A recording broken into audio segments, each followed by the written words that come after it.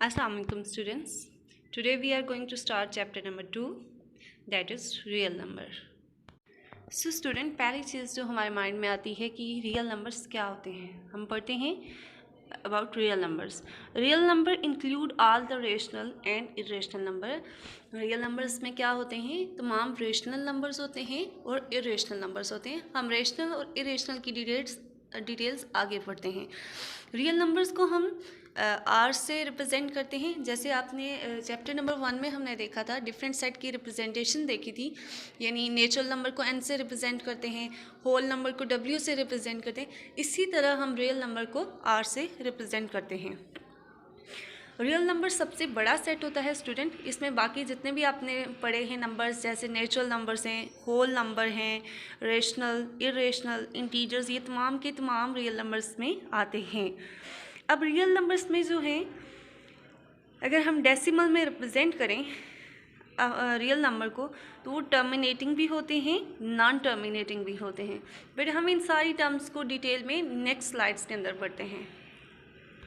Student, जैसे मैंने आपको बताया कि रियल नंबर सबसे बड़ा सेट होता है.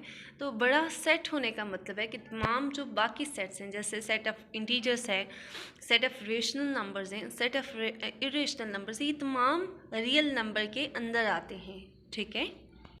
Now we analyse this with the help of diagram. Students, आप देख सकते हैं कि रियल नंबर सबसे बड़ा सेट है जिसके अंदर तमाम बाकी नंबर्स आते हैं जो सीक्वेंस वाइज हैं. यानी आप देख सकते हैं नेचुरल नंबर सबसे छोटा नंबर है, नंबर्स का सेट है. अब होल नंबर उससे बड़ा है, इंटीजर फिर नेक्स्ट लेवल पे नेक्स्ट है, इसी तरह रेशनल नंबर्स उससे बड़े हैं, और रियल नंबर सबसे बड़ा सेट है. Rational numbers. A rational number is a real number that can be written as a ratio of two integers. Students, rational number एक ऐसा real number होता है जिसको हम दो integers की रेशो में लिख सकते हैं. ठीक है. यानी न्यूमरेटर में भी इंटीजर होता है, डिनोमिनेटर में भी आपके पास इंटीजर होती है, और वो दो इंटीजर्स की रेशो होती है. Irrational numbers, numbers that cannot be written as a ratio of two integers. ऐसे नंबर जिनको हम दो इंटीजर्स की रेशो में नहीं लिख सकते, in the form of fraction नहीं लिख सकते, उनको हम क्या कहते हैं, इरेशनल नंबर्स.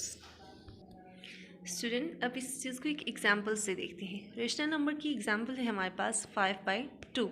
यानी अगर आप इसमें देखें, न्यूमरेटर के अंदर आपके पास 5 लिखा हुआ है और डिनोमिनेटर में आपके पास 2 है. 5 भी एक इंटीजर है और 2 भी इंटीजर है, और ये दो इंटीजर्स की रेशो है. So this is a rational number. And irrational number में हमारे पास एग्जांपल है पाई, और ये किसके इक्वल होता है, 3.1415 and up to so on. अब इसको आप रेशो में नहीं लिख सकते इंटीजर की. ठीक है student. So this is an irrational number. Decimal numbers. Decimal numbers are the number that are written according to their place value. The decimal point is used to separate whole part from the number value less than 1.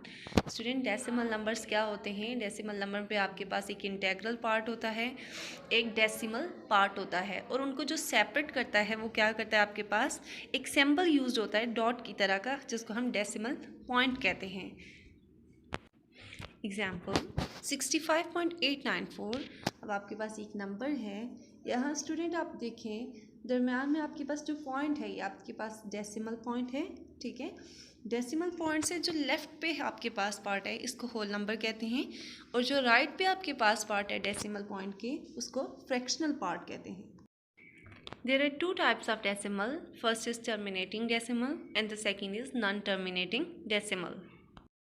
Terminating decimal, every fraction a by b can be expressed as a decimal if the decimal expression of a by b terminates, that mean comes to end, then the decimal obtained is called terminating decimal. Student, terminating का मतलब ये है कि जब भी हम किसी fraction को डेसिमल की फॉर्म में एक्सप्रेस करते हैं, तो अगर डेसिमल पार्ट उसका टर्म हो जाए, यानी एंड हो जाए, तो हम उसको क्या कहते हैं, टर्मिनेटिंग पार्ट. हम इसको एग्जाम्पल से देखते हैं. अब Now let's see example. First is 1/2. इस फ्रैक्शन को आपने डेसिमल में कन्वर्ट किया तो equal to 0.5. The second one is 5/4 is equal to 1.25 and the third one is 13/5 is equal to 2.6. यानी इन फ्रैक्शंस को आपने कन्वर्ट किया तो डेसिमल में कुछ इस तरह के आंसर आए 0.5, 1.25, 2.6.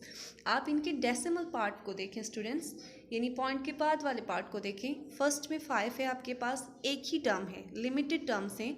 सेकंड में 2 टर्म्स हैं, वो भी लिमिटेड है. और थर्ड में 1 टर्म है, लिमिटेड टर्म है, फाइनाइट टर्म है.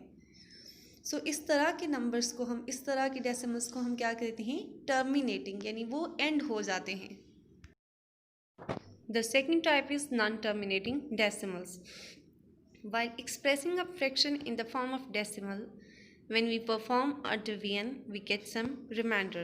If the division process does not end, remainder is not equal to 0, then such decimal is known as non-terminating decimal. Students, जब भी हमारे पास एक फ्रैक्शन होती है और उस फ्रैक्शन को हम डेसिमल में कन्वर्ट करने के लिए डिवीजन का प्रोसेस करते हैं, तो बहुत सारे क्वेश्चंस ऐसे होते हैं, बहुत सारे फ्रैक्शन ऐसे होते हैं कि उसमें आपके पास रिमाइंडर ज़ीरो नहीं आ रहा और वो क्वेश्चन कंटिन्यूसली चलता जाता है.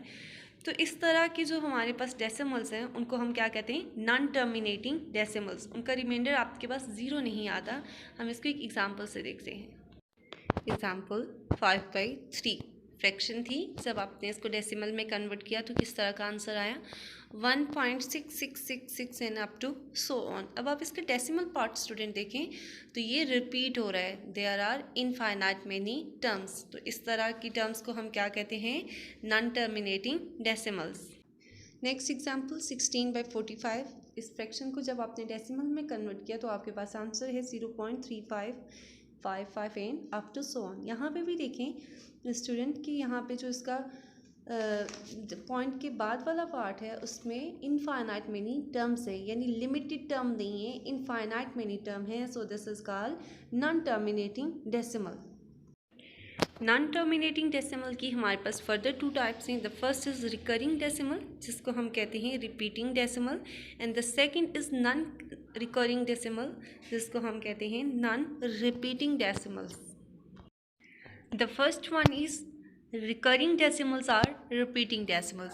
स्टूडेंट, रिपीटिंग डेसिमल ऐसे डेसिमल होते हैं जिसका फ्रैक्शनल पार्ट आपके पास रिपीट हो रहा होता है. अब ये रिपीटेशन का प्रोसेस जो होता है वो सिंगल भी हो सकता है, यानी कोई एक डिजिट आपके पास रिपीट का हो सकता है, या फिर एक ब्लॉक जो होता है आपके पास नंबर का वो भी रिपीट होता है. जैसे फर्स्ट एग्जाम्पल देखें स्टूडेंट्स, 2/3 फ्रैक्शन थी, आपने इसको डेसिमल में कन्वर्ट किया, 0.666 आ रहा है. अब यहाँ आप देख सकते हैं कि एक नंबर आपके पास रिपीट हो रहा है. सेकंड है आपके पास एग्जांपल 3/11. इस फ्रैक्शन को जब आपने डेसिमल में कन्वर्ट किया तो आपके पास 0.272727 and up to so on. इस एग्जांपल में आपके पास एक ब्लॉक है नंबर का जो रिपीट हो रहा है. सो इस तरह की रिपीटेशन को हम क्या कहते हैं, रिपीटिंग डेसिमल्स. और ये किसकी टाइप है, नॉन टर्मिनेटिंग की. So such types are called repeating non terminating decimal. The second is type is non repeating decimal, यानी नॉन रिपीटेड से ही हमें समझ आ रही है कि ऐसे डेसिमल्स जो रिपीट नहीं होते, जिनके फ्रैक्शनल पार्ट में आपको कोई रिपीटेशन नज़र नहीं आती. हम इसे एग्जांपल से देखते हैं. The first one is √2. आपने जब इसे कन्वर्ट किया डेसिमल में तो आपके पास आंसर कुछ है 1.4142 and up to so on. अब यहाँ देखिए इसके फ्रैक्शनल पार्ट में कोई भी टर्म आपके पास रिपीट नहीं हो रही. इसी तरह सेकेंड एग्जाम्पल में भी तमाम के तमाम फ्रैक्शनल पार्ट में डिस्टिंक्ट एलिमेंट है. So this type of decimals are called non repeating decimal. I hope student the concept of decimals, real numbers and non-terminating is clear to all of you.